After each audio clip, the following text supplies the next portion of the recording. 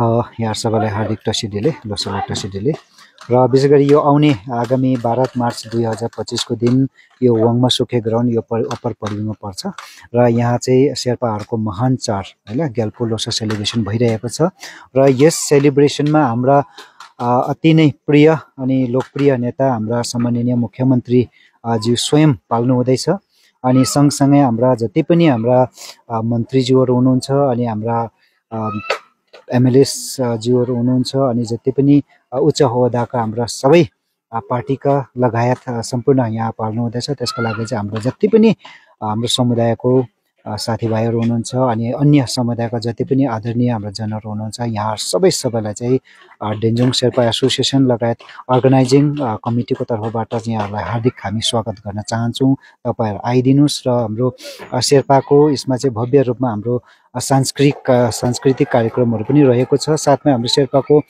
खानपिनदेखि लिएर शेर्पाको मौलिक चिजहरू पनि यहाँ रहेको हुन्छ। यसमा पनि तपाईहरुले अवलोकन गरिदिनुस् र हामीले विशेष गरी यो चाहिँ अब हामीले त देखेकै हो, हामीले खाएकै हो, हामीले सबै कुरा हामीले यसलाई अब अपनाएकै हो र यो चाहिँ विशेष गरी चाहिँ तपाईहरुको लागि हैन, तपाईहरु आउनुहुन्छ, तपाईहरु जति पनि अतिथिहरु आउनुहुन्छ तपाईहरुको लागि हामी गर्दैछौँ। त्यसले गर्दा चाहिँ तपाईहरु आइदिनुस् है। 12 तारिक सबैजना आइदिनु भएर चाहिँ जुन यो हाम्रो लोसर सेलिब्रेसन छ हामीले यसलाई भव्य बनाउने कोसिस गर्दैछौँ र तपाईहरु आइदिनु भयो भने चाहिँ यो अझै भव्य र सभ्य बन्ने छ भन्ने चाहिँ हामीले कल्पना गरेका छौँ। त्यसले गर्दा चाहिँ तपाईहरु सबैलाई सिक्किम भरिबाट र सिक्किमदेखि बाहिर हाम्रा दार्जिलिङदेखि लिएर कालिम्पोङदेखि लिएर डुवर्स तराईदेखि लिएर आसामबाट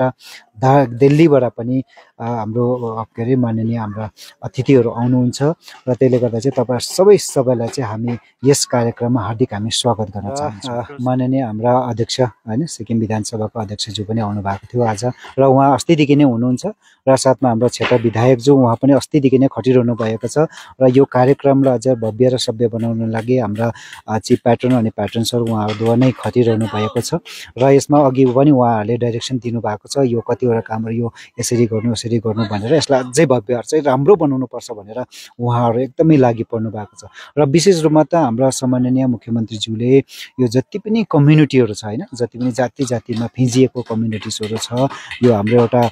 बगैँचामा यो विभिन्न प्रकारका फूल जस्तो हो नि हैन सिक्किमको। त्यसले गर्दा चाहिँ उहाँहरूलाई सबलाई एकमुष्ट हुनुपर्छ, एक हुनुपर्छ, एक भएर चाहिँ काम गर्नुपर्छ भनेर जुन प्रकारले उहाँले भनिरहनुहुन्छ, जुन प्रकारले उहाँले गाइड गर्नुहुन्छ त्यसमा चाहिँ एउटा चाहिँ अहिले यो जुन चाहिँ पहल भइरहेको छ यो पनि एउटा उहाँले जुन एउटा सोच्नु भएको छ त्यो भिजनको नै एउटा अभिन्न अंग हो। त्यसले गर्दा चाहिँ यो चाहिँ विशेष गरी हामीले चाहिँ यो के अरे सिक्किमको लागि चाहिँ अब